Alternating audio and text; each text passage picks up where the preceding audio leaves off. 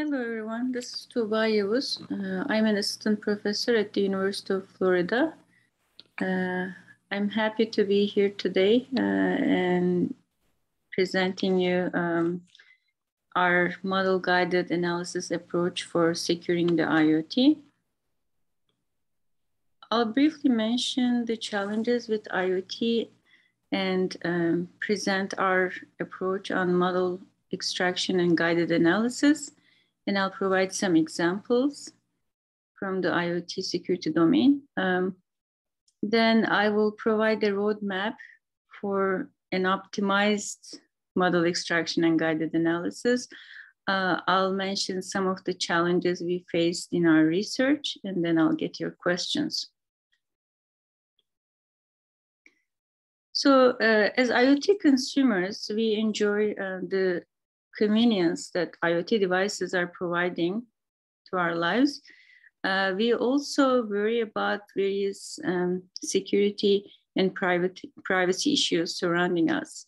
So a typical IoT ecosystem consists of internet-connected devices for sensing and actuation, the more capable edge devices and routers, the cloud for running the services, and mobile systems for running mobile apps. And there are also some communication channels between these components. So along with the entities, and these communication channels form the so-called attack surface. And to secure the IoT, we have to secure every entity and these communication channels. Starting with the Mirai denial of service attack and some high-profile privacy violations, the weaknesses in IoT deployments have surfaced. These weaknesses are because of weaknesses in the credentials or due to software vulnerabilities. So perhaps as IoT consumers, the right question to ask is how the software that runs on our device work. Now, this is a problem that concerns program analysis that uses some formal reasoning to answer this question. So there is a broad spectrum of rigor in these techniques, all the way from dynamic analysis, which can analyze a subset of the behaviors, to more complete and semi-automated approaches like theorem proving. Despite great strides in the area, such as efficient SMT solving, this is still a difficult problem because as the software gets complex, it becomes more challenging to strike a balance between precision and efficiency. And program analysis uses different forms of code representations with different precision of the semantics and the contextual information. There are mature tools.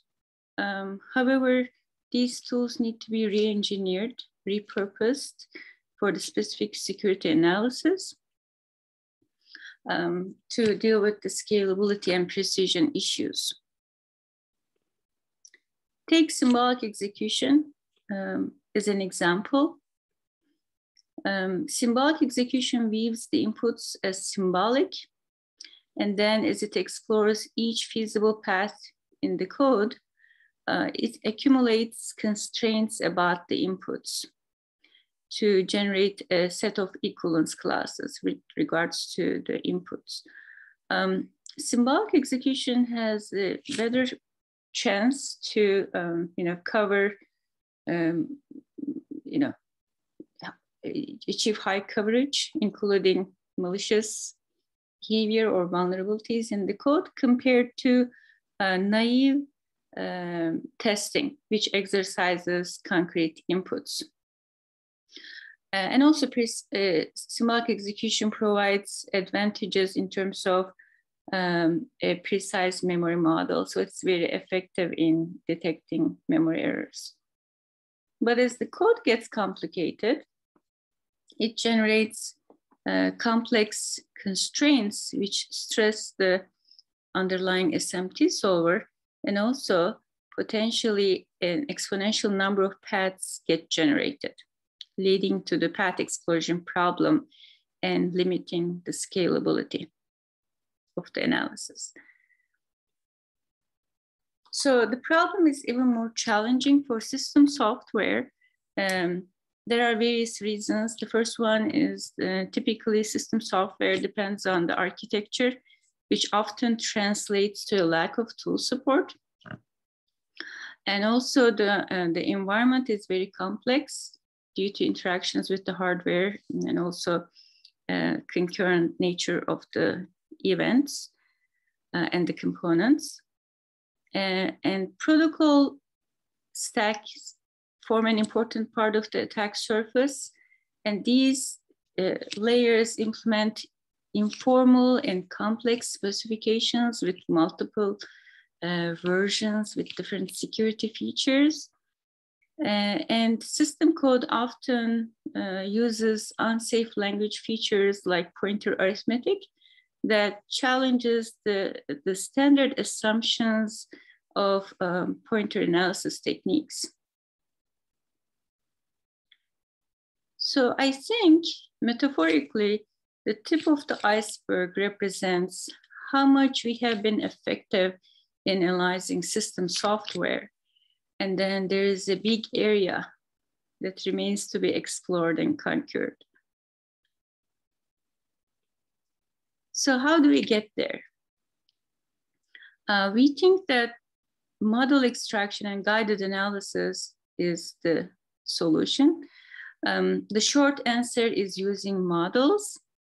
So we propose to semi or fully automatically extracting models from software artifacts and then guiding the ultimate analysis that will be making some decisions using the model. So this is more than analyzing the models themselves, but using the models as some sort of oracles.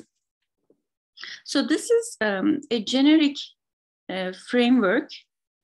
I'm going to show specific instantiations of this approach within the context of various IoT security problems. So the first one is application to firmware analysis. So we assume that some embedded firmware implements some type of communication protocol like the USB. Actually, in this firm USB work, we assume that it implements the USB functionality. And our goal is to perform behavioral reasoning, like the type of functionalities the device may be claiming, some inconsistent device behavior, like for instance, to find out whether the device is a mass storage device or whether it is a HID like a keyboard, whether the device, if it claims to be a HID device, whether it is really getting the input from the environment or whether it is actually crafting the inputs, and also whether it has like bad USB type of behavior, which represents some malicious behavior where a mass storage device claims to be a keyboard and then it actually crafts some keystrokes and injects it to the host to overtake it. So we approached this problem with the idea of using symbolic execution. But the first challenge was that since in firmware, it's not really obvious where the inputs are. And a naive approach of marking the whole memory as symbolic would not scale, as we also showed in our experiments. So what we did is we developed some model extraction stage to analyze the interrupt handlers and to focus on the data flow dependencies within the interrupt handlers to identify the potential inputs so that we could only symbolize those memory locations. Also, since we wanted to reason about protocol relevant behavior, we also developed some static taint analysis to track how certain protocol constants would actually flow, specifically certain memory locations, because we wanted to identify things like USB endpoints so that we could identify the code locations that we're talking about, the functionalities. So we developed this framework, and using model-guided analysis, we were able to achieve up to 7 times speed up in performance compared to baseline symbolic execution. In some cases, even better than that, because symbolic execution ran out of memory. Also, we were able to detect bad USB behavior in the original Phison bad USB. So in this approach, we use the protocol knowledge in an ad hoc way. And we wanted to find out if we could actually automatically generate the protocol knowledge and then use it in guided analysis. And in ProX-ray work, this is what we did. So this basically consists of 2 stages. The first stage, the upper part, is like the learning part, where we learn a data constraint model of the protocol. So we use some vendor SDK firmware samples, and we manually identify the variables in these samples that implement the protocol fields. And it was really straightforward based on how these SDK samples are implemented. Then we use symbolic execution, but we developed some specific heuristics and new coverage metrics so that we could extract a rich set of data constraints about the protocol. And then we leverage this type of model in reverse engineering some unknown firmware. Unknown meaning we don't know how it actually implements the protocol.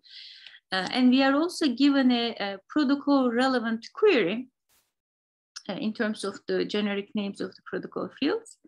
Then we use semantic constraint matching to discover the variables that implement the protocol within this new firmware. And once we did this semantic recovery, we use some constraints, basically the query, to guide the analysis. And we were able to, again, answer behavioral queries and also perform vulnerability detection. So here are 2 examples about how we leverage ProX-ray. The first one is about a request to find the user-friendly name of a Bluetooth device.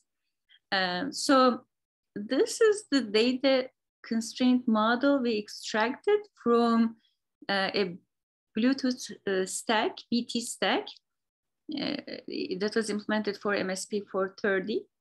And symbolic execution helped us to precisely extract these data flows regarding the protocol fields and achieve this, representation in bit vector logic. And we also performed some ground truth analysis. As the figure shows, these, constants actually matched the constants in the specification. We achieved up to 80% coverage based on what this BT stack was implementing. Also, we found an interesting memory overflow vulnerability. The reason I'm saying it's interesting is that if you just do a code review, the vulnerability is not so obvious because it looks like there is a bounds check, but the bounds is checked against an unbounded value, which happens to be a protocol field, attacker controlled. So ProX-ray was able to detect this in 16 times faster than baseline symbolic execution.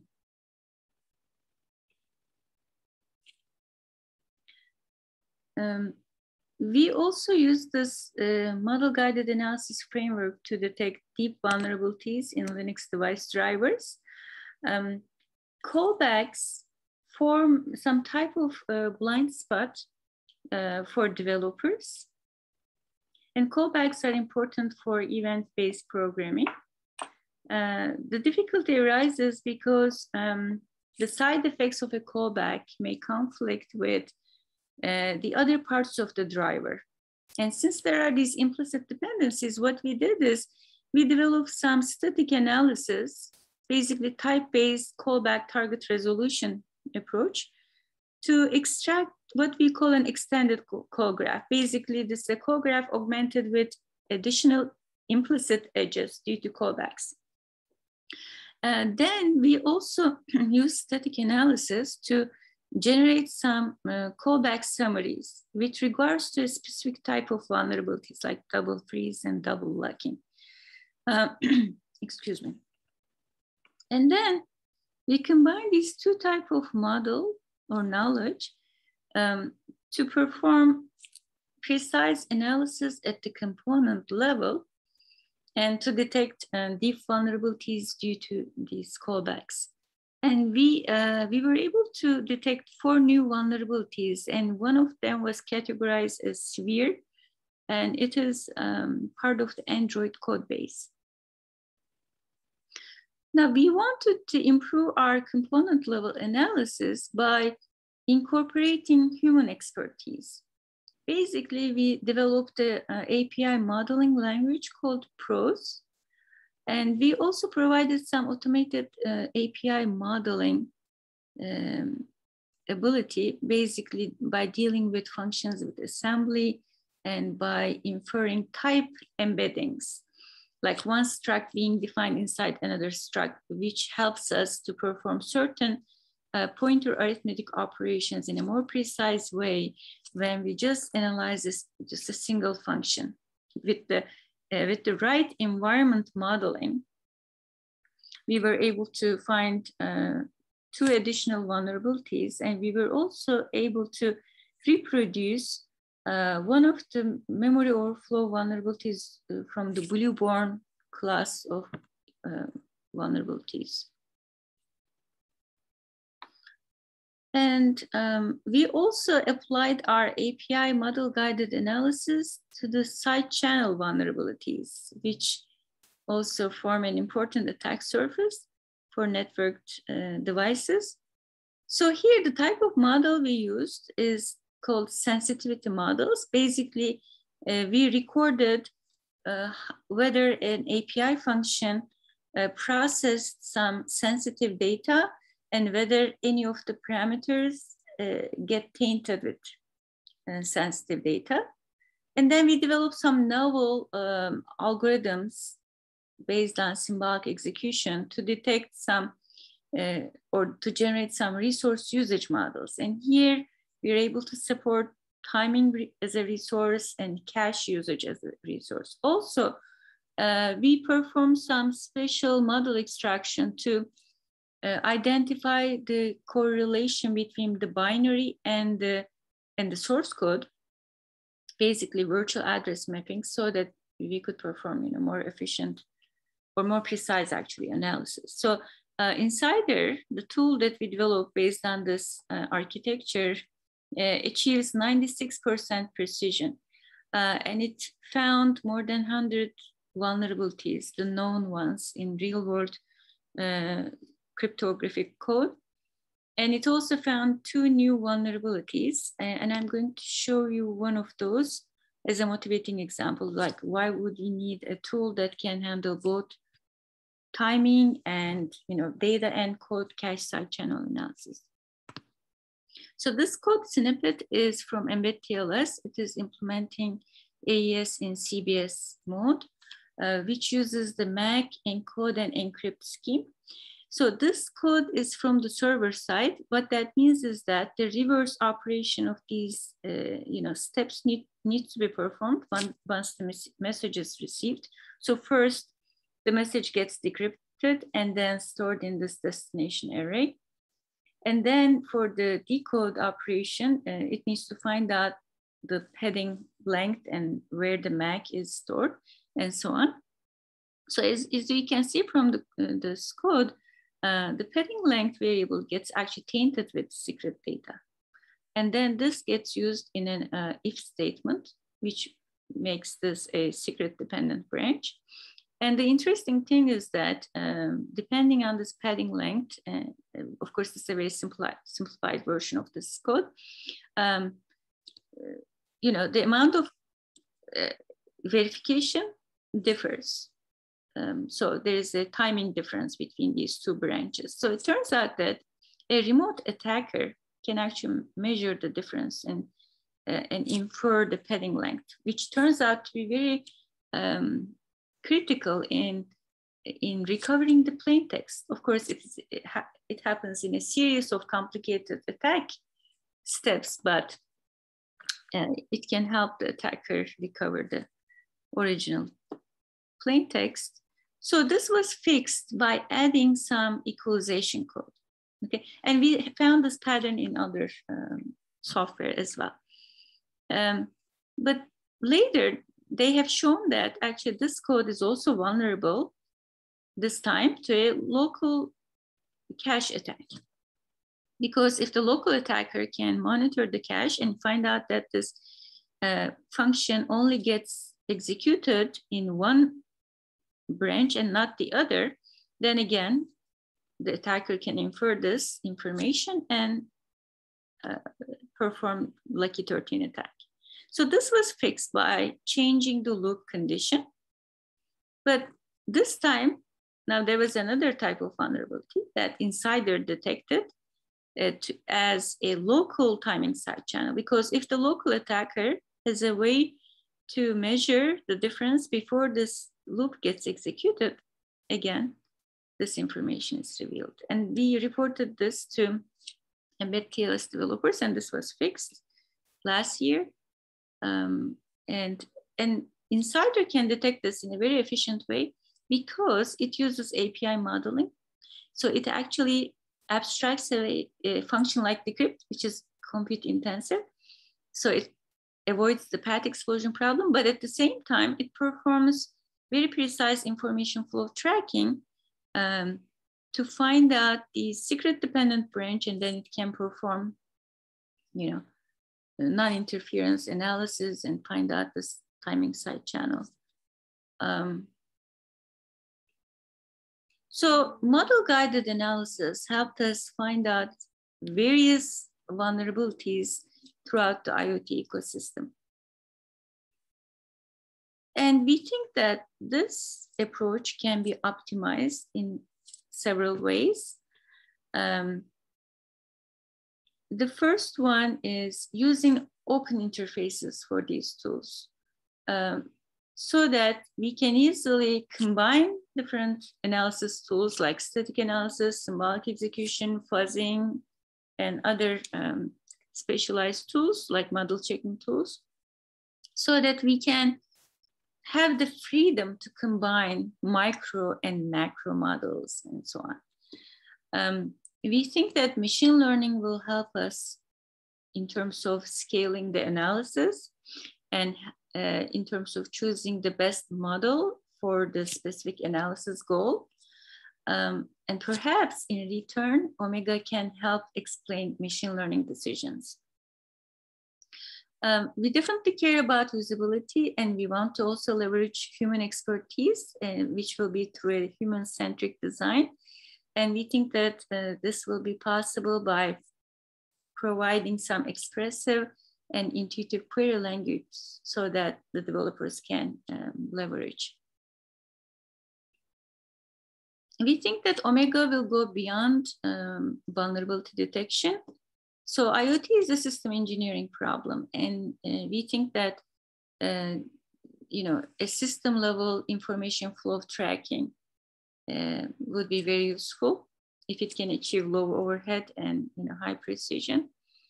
And also we'd like to leverage edge intelligence in real-time attack monitoring and prevention.